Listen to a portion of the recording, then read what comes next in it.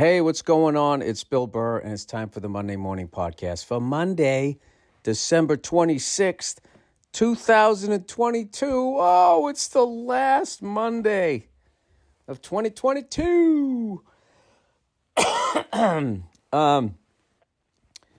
Yeah, so I've been coughing, if you guys have noticed, for the last 6 weeks as I finished up my tour and my in the movie. And what the fuck? I haven't been coughing all morning. I finally went to the doctor. I had family come to town. Hey, the family back east. I had the family coming to town. So, and my wife was finally like, why don't you go to urgent care and just fucking find out what it is? You know, she didn't say it like that. But that's the way I heard it in my head. Why don't you go to fucking urgent care? And I was just like, all right. I said, because I'm not going to fucking sit in a hospital for like 3 goddamn hours while the family back east is out here, right? I'll go tomorrow after everybody leaves. So she says, okay. So we go over there, and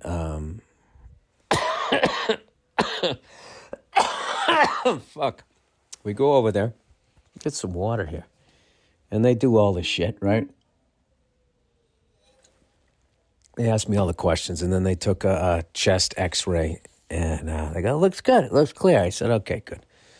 So they gave me some medicine and all that shit. I get it. And then later on that night, somebody else looked at the x-ray and went, Jesus Christ, you red cunt. You got pneumonia. So that's what happens when you fucking work too much and don't go to the doctor. You end up getting pneumonia. So it's a low level, you know. I'm taking the drugs. I'm really good with the drugs. Like, I got a lot of pills here. I got an inhaler, right? I'm going to do a cycle of fucking HGH and steroids, put on some mass, maybe do a little Botox. This is Hollywood pneumonia treatment, by the way. Get some hair plugs. You know what I mean? Just come back. But celebrities, how do they bounce back from pneumonia so fast? According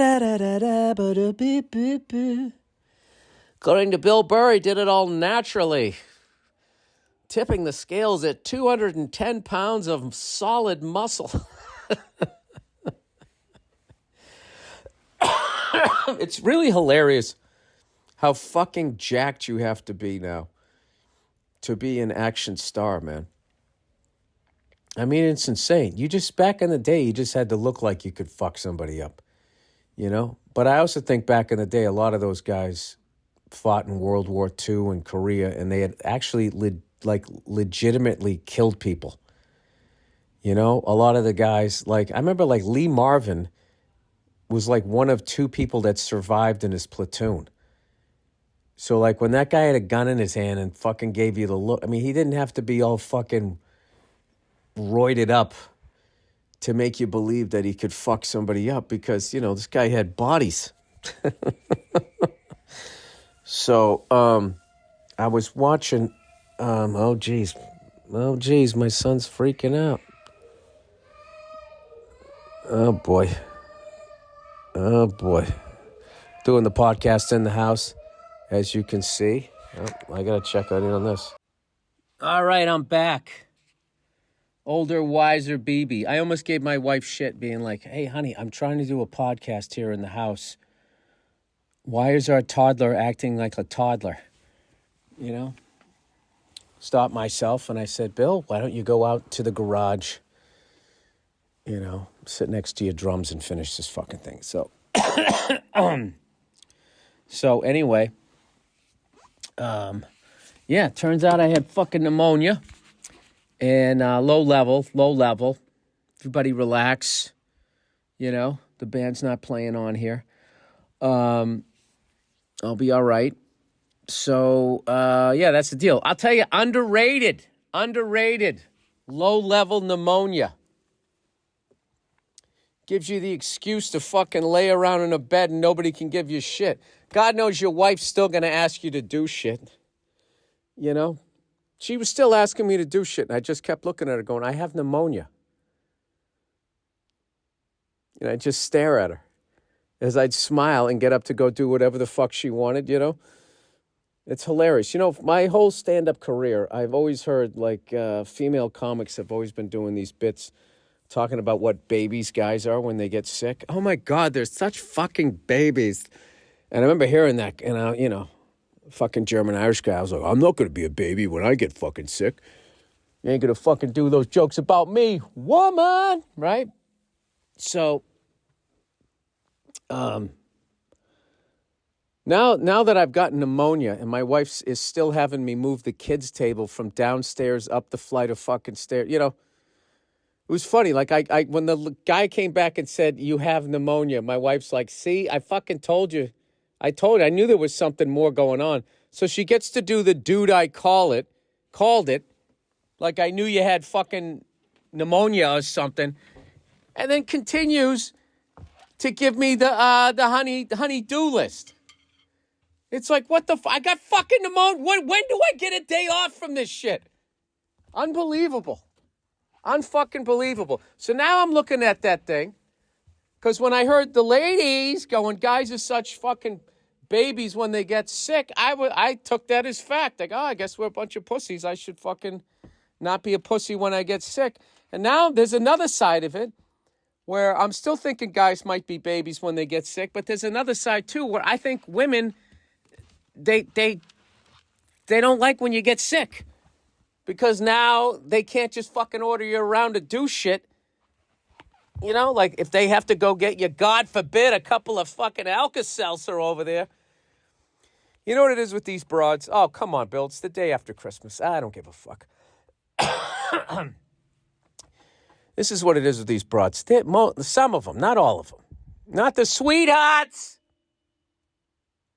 The ones, that broad. One of your buddies from your fucking crew married her. All right? No matter how big, how small your crew is. I don't know how this works out, but like one of them at some point in their life is going to marry a cunt. And it is what it is. And if you're sitting there going like, well, no one in my crew married a cunt, that's because you married the cunt. Here's some signs to know if you're the one that married the cunt. Do your friends sort of avoid eye contact with you when she's around? Do they have a sad look on their face as though they're remembering an easier time? Anyway, so I think like there's a certain segment of guys that are pussies when they're sick. Fucking babies, right? I will attest to that, right? If I use that word. I will agree to that is what I'm trying to say. I just said I will attest to that because I heard other human beings say I will attest to that in a similar social situation, but I have no idea what it means. I will look it up. Actually, I won't. I would just say that I will. But I think there's also another group of women who are just selfish. And I know you're not supposed to say that because they're women and they're brave and they're heroes and they're fucking the reason why there wouldn't be war if they were running shit or whatever it says in their fucking bullshit pamphlet. There's more lies in the woman's pamphlet than a fucking community college pamphlet. Remember back in the day when I used to do stand-up at colleges? These fucking piece of shit community colleges could always figure out how to be number one in something. We have the greatest asphalt of any parking lot with people with a lower than a 1.7 grade point average in the 798 area code southwest of my desk over to that wall. There's just some women out there that they're just the star of the show. Okay, they're not paying for nothing. They hold the door, the husband gets shit for them, and they're just running the deal. And when they get a husband, they don't look at him as much as a life partner as they now have a sort of a free personal assistant / butler / repairman. And when that dude goes down, the woman, like, turns into, like, Bill Parcells or an old school head football coach. And she just has one question while you're sick. Can you go? You know, and you only have one answer. Yes, I can. Put me in, coach. What do you need me to do? Where am I going? Huh? Am I picking up dry cleaning? Am I going over to the fucking goddamn Home Depot to get some fucking nativity shit? What am I doing? Yeah. My wife had a Christmas dinner that was amazing. It was all set up. And she had in her head what I needed to do to help out. Come hell or pneumonia, she didn't give a fuck. So, you know, every time I went to sit down, she'd be like, oh, honey, can you do me? Can you put the star on the tree? It's like, you can't get up on a fucking stepladder and do that? I have pneumonia. I just kept saying. I just kept going, I have pneumonia. What I said, a low level of it, as you can tell. No, she didn't order me around that bad. I'm being a fucking baby. But I will say this. Had I married a cunt, which I didn't, like, that would have been the thing. So there you go. So that urban myth is dispelled. Is dispelled, is displaced, is attested to. What do they call it? What do they call it when white people move into a neighborhood? Trader Joeing? What do they call it? Gentrification. That's the word I needed. Pneumonia gentrification. No, I think that urban myth. I think some guys, it's a spectrum, like everything is. Everything's a spectrum. That line that guys are babies when they get sick is all the way from 100% true, that you unfortunately married a big baby, you know, which I got to be honest with you, I don't even understand that. You know, how are you a big baby if you're sick? That would be if you're not sick and you're overly dramatizing it, dramatically it, right? I would say it's that. But like when my wife gets sick, she's just like, fuck this. And she goes to bed and she lays there and does what she's supposed to do. And she gets over it quick. I don't think she's a baby. I think she's smart. I think I'm an idiot. Right? Or I just keep plowing ahead. Huh? Finishing my fucking shit. Yeah, it's just a fucking flesh wound. It's pneumonia, you fucking red cunt. You know what's amazing? On my x-ray, chest x-ray, I actually have freckles on my lungs too. Like, that's how much of a ginger I am. To the bone, motherfuckers. So I think it's all the way from guys actually being babies to just cold, selfish women who are annoyed that their husband/personal assistant can no longer do shit around the house, and they actually have to go fetch things. Honey, could you do me a favor and get me an Alka-Seltzer there? Oh my God, you're such a fucking baby. Just fucking drink this. Are you still sick? Okay, but I'm just letting you know there's a whole bunch of shit to do around here. I'm sorry, honey. I'm trying to get better quicker. So that's what I learned. I learned that my wife is an angel. However, if there's a holiday dinner planned, she doesn't give a fuck if you have pneumonia. You know, all of that shit, that light bulb's going to get done, that table's going to get brought up, the star's going on the fucking tree, which I never did, by the way. I bought this beautiful tree that I didn't realize had polio on top. This fucking thing was all crooked and shit. I was just like, oh. And they had tied, you know why? Because they tied a string. They'd done some like used car lot shit, and they tied the string to make it fucking straight. Which, by the way, did you know having a bent dick is actually a problem? I didn't know that. When I was growing up, hey, how's it hanging? A little to the left, a little to the right. Now all of a sudden they're calling it like, It's like you blew out your ACL and your fucking shaft. Now they have an operation. You know? I don't know. Megan Thee Stallion seemed to like those kinds of dicks, according to some of her rhyming and timing on the 1 and 2 over there. You know what's funny is I listen to all of that shit because I like the drums. And that's usually at a tempo that you can kind of like try out some fills and shit. So I listen to her. I'm that bitch. Always been that bitch. Will still be that bitch. You know, every tense of bitch. Anyway.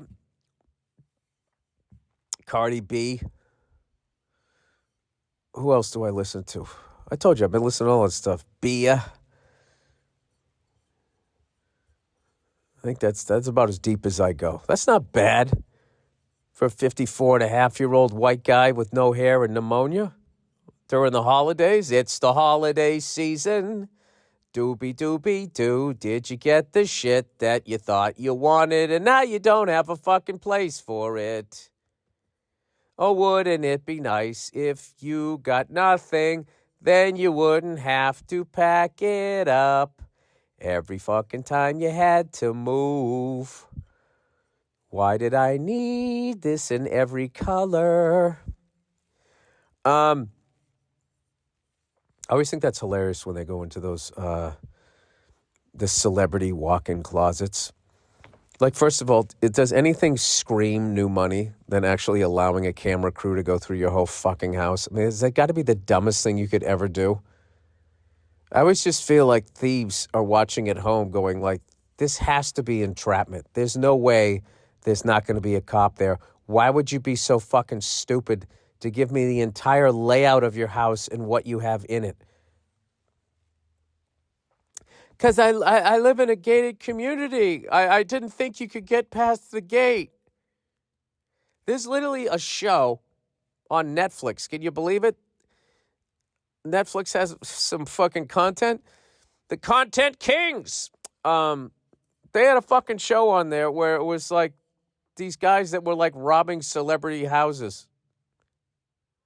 And they actually were making the thieves sort of like the heroes of it. And they were kind of going like, this is how you do it. This is how dumb these people are. She left her fucking door open. We went there 3 times. She had so much shit she didn't even notice. Then she fucking locked it one time. We were like, fucking. She had a key under the mat. You'd think if you were in a gated community, you could do the fucking key under the mat, right? I don't know. That's when you need Kevin Costner as your bodyguard, right? Isn't that what that movie was about? And sorry. I actually tried to go higher than that. My voice was just like, not happening. All right. So, let's talk.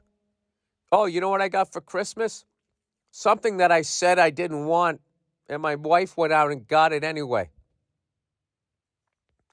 She got me one of those espresso cappuccino makers. And I was like, are you out of your fucking mind? You know how I am. I can't bring the devil in the house. The greatest thing about my new addiction of coffee is I have to go out and get it. If I can just fucking sit here making this shit, bump, bump, bump, bump, bump, bump, bump, bump, bump, bump, bump, da-da-da-da-da, I'll be fucking up all night. Oh, you're not going to do that. You just make it in the morning. Honey, that's how you're wired. You know? You know what the reality is? Is I looked into getting one of those fucking machines. Not only were they like $1 zillion, like it's not like there's a whole like skill set. You know, if they taste a little burnt, that's because you're grinding them up too much. You need to back it off a little bit. And I was like, oh. Now I get why all the baristas wear those knitted hats. They're holding their brains in, trying to figure out how to make the perfect fucking espresso. And I saw that, and I was like, I don't want to. I don't want to take that on. I can go right down the street and for $2-3, I can have a master barista make me an espresso. I can be out in the sun. I can sit down at a table. I can rub my chin as people watch me drink it. And they go, there's a man who's a heavy thinker, right? And what I'm really thinking is how the fuck did the Titans not cover over Houston? Not only that, they actually lost the fucking game. Who are the Texans? They are as fucking confusing to me as the Carolina Panthers right now. And I'm not even going to bring up the Lions, who I was told are the real deal on Thanksgiving. But people don't know I'm thinking that. They think I'm fucking, designing an electric car. I mean, I'm at a coffee shop, right? I am a white person at a coffee shop of a certain age, not dressing my age. Right there, For all you non-whiteys listening to that, that's status. That's street cred in the white community, I don't know how it goes down. I don't know what the flavor is on your side of the street, okay? But on my vanilla latte side of the street, if you want fucking respects out here in these streets, yeah, you got to get yourself some sort of outfit that says you work with your hands, even though people know you don't. Have yourself a little bushy facial hair or something, and you sit down and you drink some espresso. Okay? And then when you rub your chin, you can't do it too many times. It has to be a nicely timed, looking across the street at nothing, and you rub your chin, and then all the other whiteys look over, and we're like, that guy's doing shit. That guy's balling. Oh, man, what's he doing over there? Is he creating an assisted reality show? Sorry. I'd love to blame the medication, but it's doing wonders for me. Anyway, I'm laying on the floor of my drum room. And it's fucking great. Because you know what? I don't have shit to do. I have nothing to do today. Except take my pneumonia medication. Did I mention I have pneumonia? That was one of my favorite jokes I heard in a movie growing up. The guy was on the phone, and the lady was like, B or D? And he was like, no, P, like pneumonia.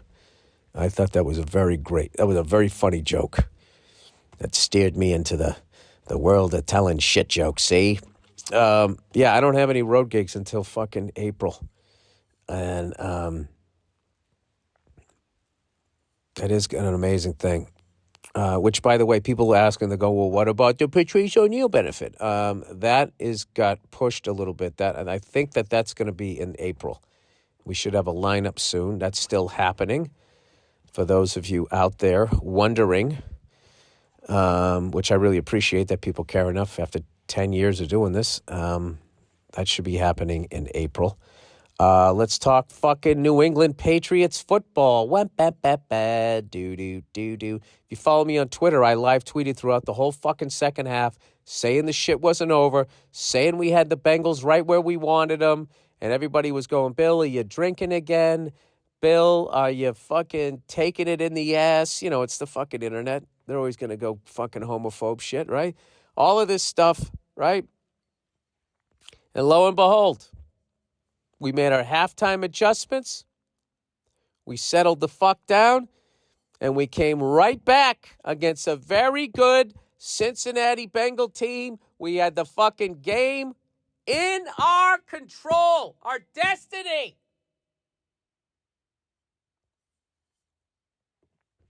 We let him off the hook. Second fucking week in a row. That's what kills me. That's what keeps me up at night. Not the inequality of society. Not global warming. Not the senseless violence or child labor. What keeps me up at night is how the fuck we lost to the Raiders and the Bengals these past 2 fucking weeks. Unbelievable.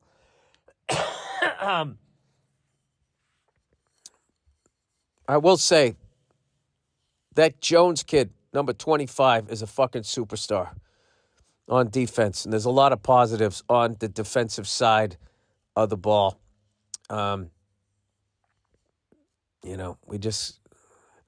It's actually a good thing we lost these last 2 games because I don't really want to make the playoffs as much as I want to have some draft picks, right? That's kind of where I'm at with the team. Mac Jones. Me and Mackie Jones, Banner. He's got a thing below the knee. He had another below the knee fucking hit. That guy better watch out, man. That is his 3rd piece of shit move of the year. I'm trying to ride with this guy. He fucking lost a fumble and grabbed the linebacker's... Sorry, I knew singing would fuck me up. Or attempting to sing. He lost a fumble earlier this year. And as he was going down to the ground, he just grabbed the guy's leg, the linebacker that stripped him, and just fucking turned it. The guy collapsed to the ground. I was like, what the fuck is that? It's like right out of the WWE. Captain Lou Albano wouldn't do some shit like that. Then he had his infamous quarterback slide where he should have got fucking a penalty for targeting. Hit the guy right in the helmet, if you know what I mean, with his foot. All right? But the foot was only at waist level, huh? Are you smelling what the Rock's cooking over here? He kicked the guy right in his fucking dick with his cleats on. I mean, I don't know if that's how you do it down there in Alabama.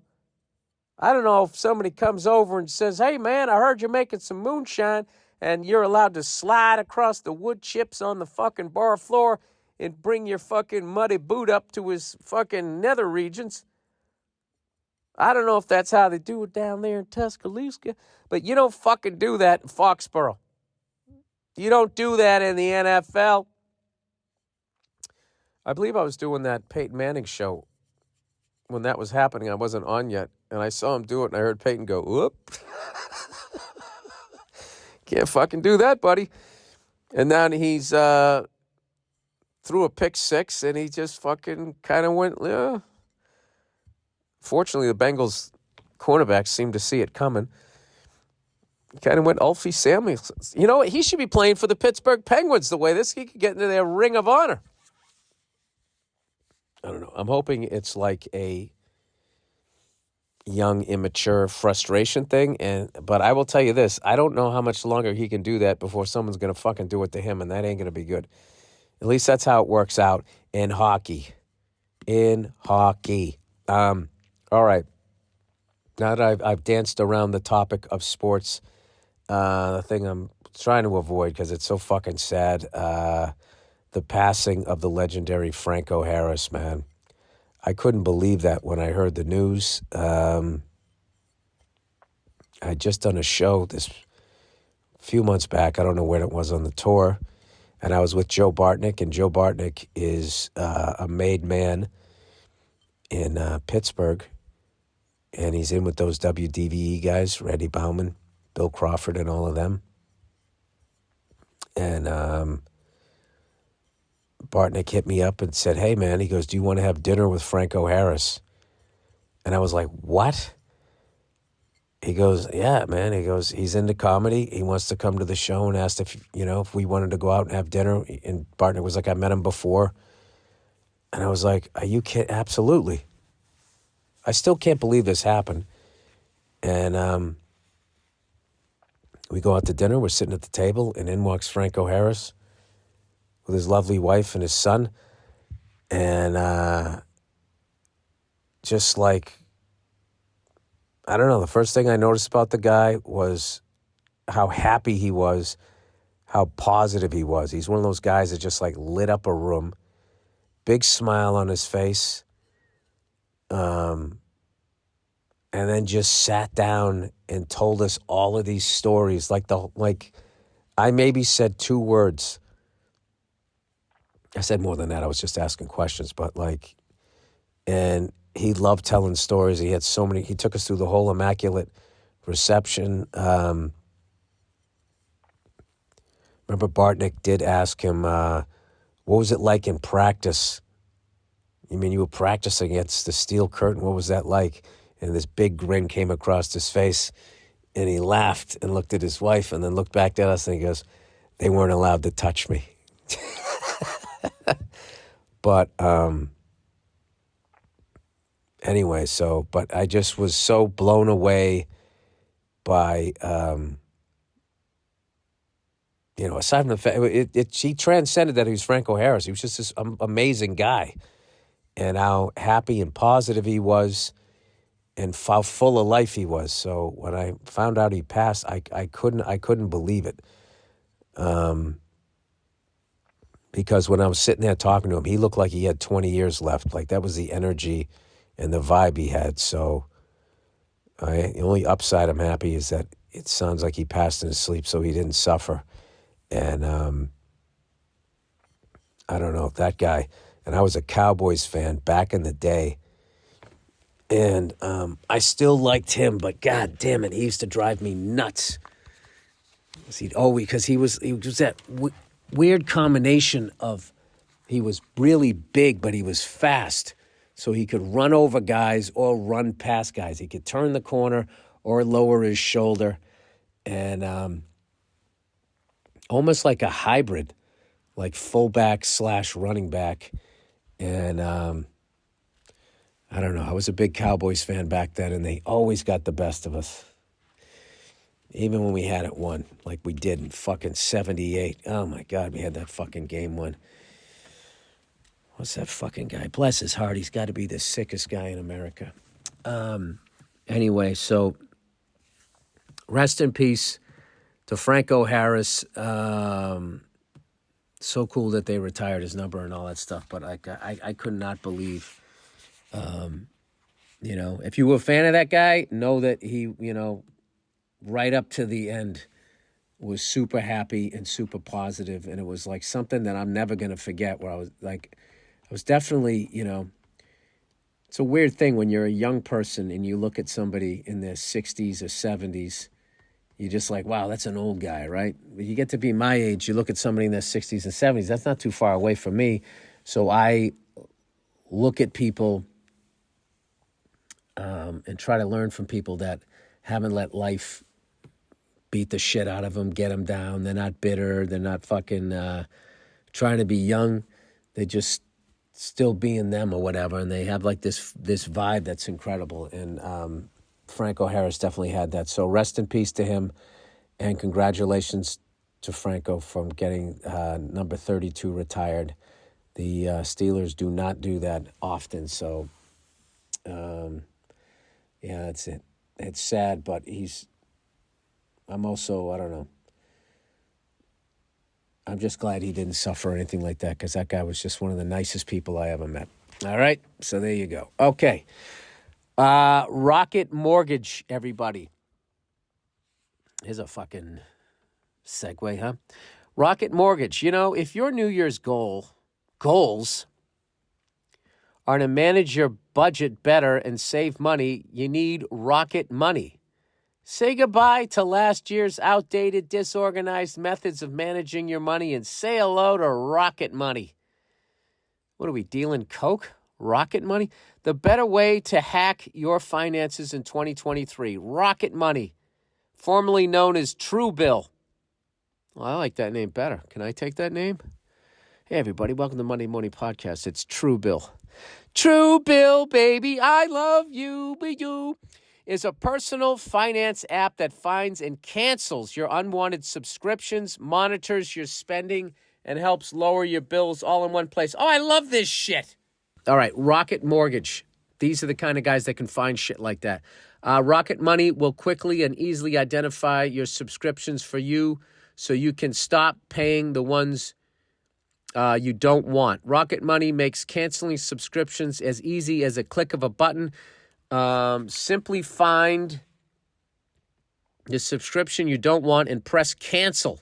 And Rocket Money will cancel it for you. I mean, it can't get any easier than that. Trying to cancel those fucking subscriptions is brutal. No more long hold times with customer service or tedious emails back and forth. Yeah, like they don't understand that you want out of this relationship. Bally's Total Fitness. Bally's Total Cunts. That's what I call them. You get a full body workout on your wallet. No more long lines. Hold on, blah, blah, blah. Over 3 million people have used Rocket Money, saving the average person up to $720 a year, man. All right? That's a new acoustic guitar with a fucking amp. An Ovation from back in the 80s. Stop throwing your money away, man. Cancel unwanted subscriptions and manage your expenses the easy way by going to rocketmoney.com/Burr. That's rocketmoney.com/Burr. Rocketmoney.com/Burr. Rockets, R-O-C-K-E-T, not I-T. All right, greetings from Belgium. This is the letters from the people out there that listen to the podcast. Bill, you make my life mellow. Thanks. I make your life mellow? I think the weed's doing that, brother. I don't know how mellow I am, but I'll take that. You make my life mellow, man. When are you coming to my retard country called Belgium? I would love to go there. I did Antwerp a long time ago. I've never done Brussels. Oh, man, if I went to Brussels and I ran into Jean-Claude Van Damme, he's like your fucking Crocodile Dundee. You know what I mean? Like the most famous guy. And he fucking, that's not a knife, that's a knife. He's like, that's not a split, this is a split. Maybe I can take you out for some beers. Take your wife, it's going to be a blast. Wait a minute, take my wife? What the fuck does that mean? Okay, I don't drink anymore. Warm greetings and happy holidays. I see what you're doing. You like my wife. I ain't going there. I'm going to Antwerp. Wait, that is in Belgium. I was thinking Brussels. I'll go to Luxembourg.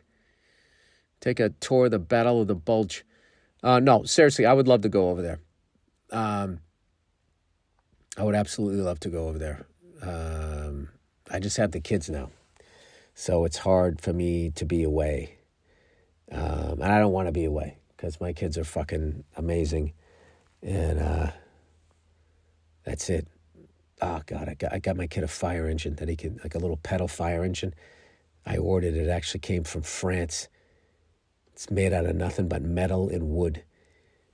A few little plastic things, the things that you hammer on for the wheels, keep the wheels on. But other than that, and he absolutely loves it.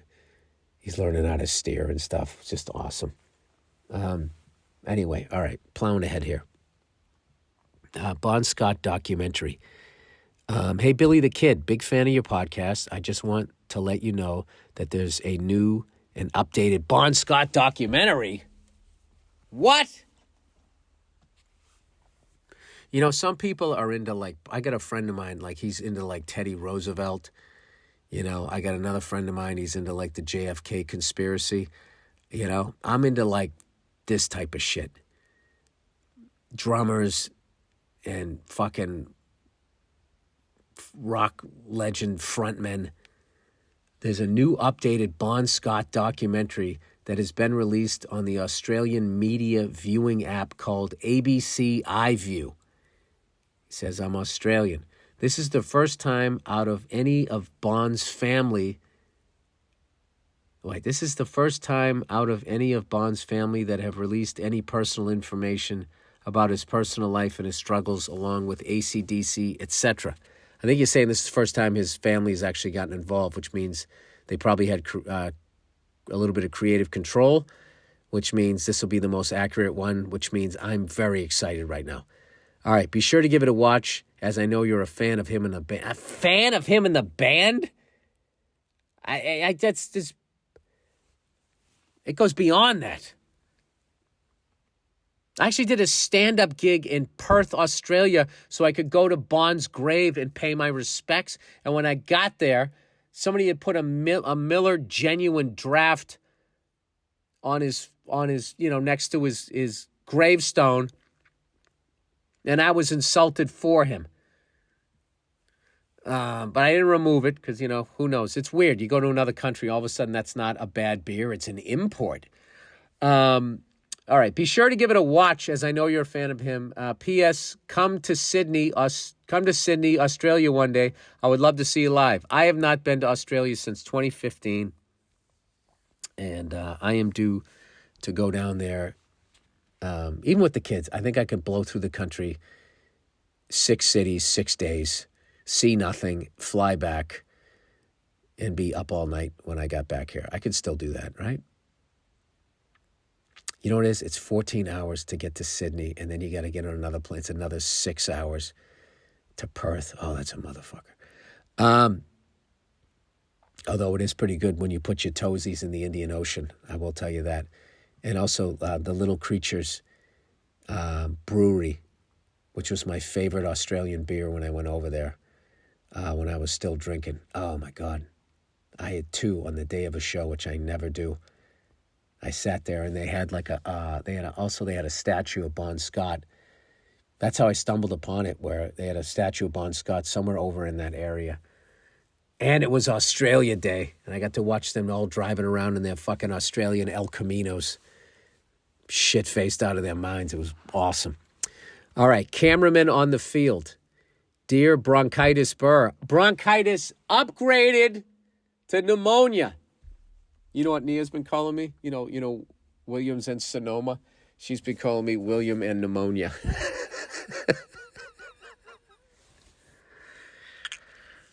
She's fucking hilarious. And I know, I got to get her on the podcast. She reposted that thing. I didn't even remember doing it, singing that Serial Killer Silver Bell song. And I don't know, she's my favorite person in the world to make laugh. Aw, well, it's true. All right, myself and a bunch of massholes drove 5 hours from Montana to see your ginger ass in Salt Lake City last week. Awesome show. Oh, thank God. You never know which way that's going to go. We drove 5 fucking hours, and you went there with your fucking goddamn bullshit. Awesome show. Worth the white-knuckle drive through a snowstorm.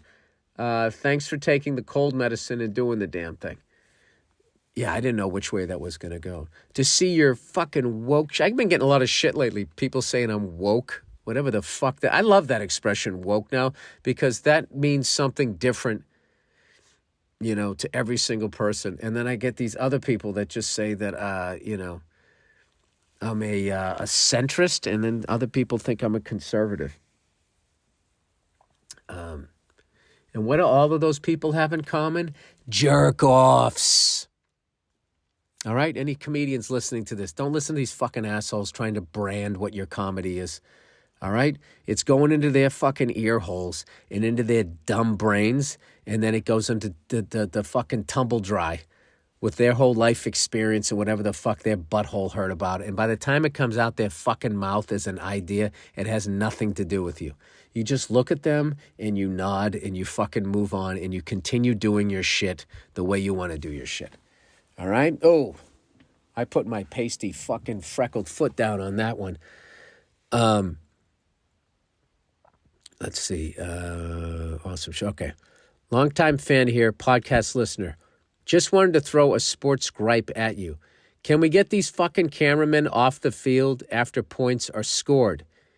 Either football or baseball or whatever, there's always some cameraman trying to jam himself into the action, getting in the way of the celebration or running down the third base line like they fucking earned that trot. Thankfully, these cameramen can't skate or fight, or we'd see them pushing a lens in Pasternak's chipped teeth 2 to 4 times a game. Go Sox, fuck the management. Yeah, a lot of Red Sox fans not enjoying the moves that we're making. Not re-signing Xander Bogaerts. I don't know. I would hate to be in their position. Because Xander Bogaerts also wanted, a contract. The fucking contract that the Padres gave him, that's definitely a win-now thing. You know what I mean? In the end, they're going to be paying like $9 zillion for a 39, 40, 41-year-old shortstop. But I think if you're the Padres, that makes sense because you've never won one. And you came so close last year. So I think the Padres, that's a good fucking move. I think for us, it was a bad move, but it was also a bad move that I don't think he was looking for that. I think he just got that on the free agent market. I think if we fucking gave him his goddamn money back in March, we wouldn't have had to try to match that. That's what I think, having never even fucking coached a softball game. Yeah, those cameramen. I don't need any of that. Like the access. I don't need them talking. I hate when they talk to the coaches. You know, they have like that camera in the dugout, like during the game, like a playoff game. And something big just happened, and then like the guys in the booth are talking to the manager. That's like way too much access for me. I would rather sit there and try to guess what the guy's thinking rather than seeing him having to talk to somebody. I'm not into that. I would agree with you. All right, shit spending. Yo, Bill, I stopped associating with any party years ago. They're all fucked in the head. Oh, I thought you meant partying. Shit spending. I literally thought you were like saying I quit drinking and I'm saving all of this money. Because I went golfing this past week and played 18 holes. You know, the family from back east was in town. And we went out to this legendary golf course out here in L.A. And I played 18 holes with the same ball. Didn't lose it one time. I was bringing the club almost all the way back. I'm sure you guys have seen my fucking granny swing. I figured some things out, some club speed and that type of shit. And then, of course, right when I figured I thought I had it figured out, I started slicing. But, I was getting it off the deck pretty good. I probably still shot between, I don't know, I'd say I averaged about 7 on each hole. It's a fair number. That's a 70 and 56. Yeah, I think I broke 130.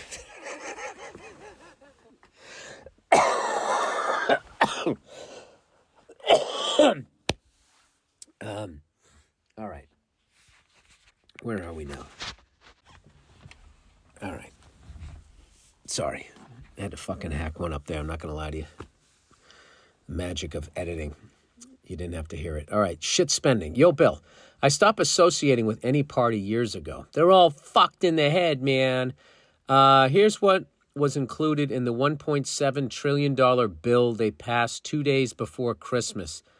They all vote for it because they all get something out of it, even if they think it's a waste, because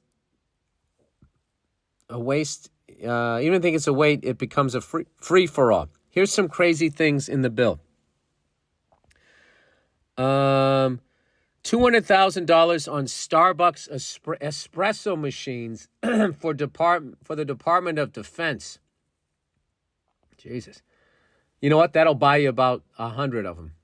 These fucking things are so expensive. $2.3 million to inject and test cocaine on beagles. Well, okay, now that's fascinating because we've already determined that it's not good. Why on beagles? And are they trying to do that Nazi thing where, the Nazis had some of their troops on methamphetamines and they didn't know how to, after 3 days, they would just be up for 3 days and they would eventually go bananas. They'd go banana nuts. As Kyle Dunnigan says.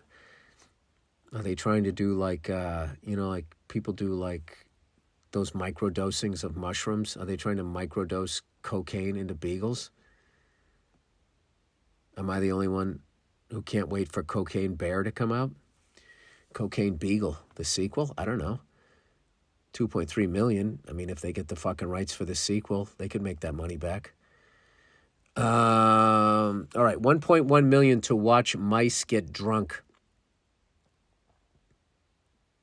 Why are they just really outdated? You'd think they would be doing something with parrot and meth. It's weird. You can't test meth on a parrot. They don't have any teeth. $689,000 to study the romance between parrots. Holy shit, right there.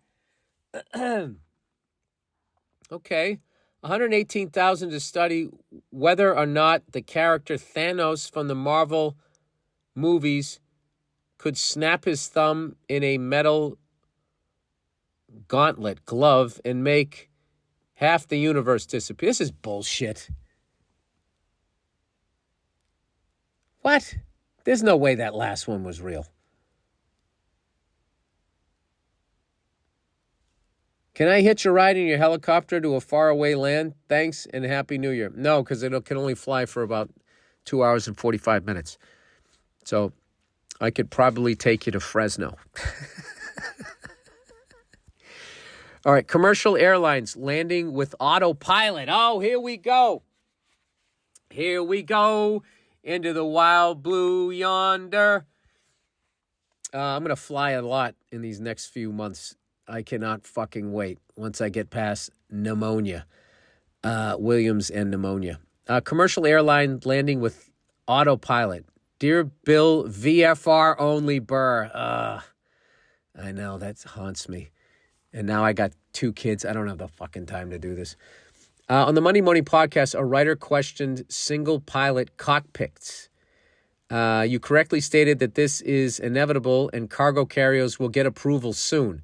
The U.S. Air Force is experimenting with this right now, and you can Google Air Force single pilot cockpit and read how we are flying aerial refueling aircraft this way. So getting back to landing in autopilot, I think this guy was eventually saying how there'd be no pilots up there. Aircraft that are Category 3 certified have an auto land feature. Well, what is Category 3? Is that cargo carriers? Have an auto land feature where autopilot takes it all the way to the runway. This is not commonly used. Pilots typically only engage it when landing in 0-0 conditions, which would be perfect conditions. No wind, in plus 10 statute miles visibility or whatever the fuck it is. Is it statute miles or fucking old lady miles? Takeoffs still are not done in autopilot, but there's no reason to believe this won't be developed. Now that you have free time, start cracking the book so you can fly IMC like a real man.